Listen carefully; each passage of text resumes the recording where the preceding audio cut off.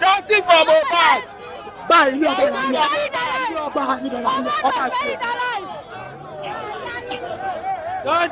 Justice for our brother. Justice for Mohbad. Justice for Mohbad. Mohbad, ìmọ́lẹ̀, èèyàn Serious perfect peace. Kọ́ńtà fi jẹ́ ìdíje ni àmọ́ ọlápá náà ọmọ láyé. Ikú ẹ̀ dùn wá. Nígbà fi jẹ́ padà èèyàn Serious mo mọ́ gbogbo àtúbà ló wọ́n pa kú ẹ̀. Ọlọ́run máa bí wọn, ànálẹ̀ tún máa bí wọn, àná dẹ̀ ń bí wọn lọ báyìí. Gbogbo àfiẹ́lẹ̀ o, àṣewà pẹ̀lú ẹ̀. Gbogbo ọmọ ẹ̀ ò ní púpọ̀ ní irun, gbogbo nǹkan tó ṣẹlẹ̀ ọmọ ẹ̀ máa jẹ́ ọkùnrin ní ṣe àwáwà. Inú wa ò dùn púpọ̀ ẹ̀.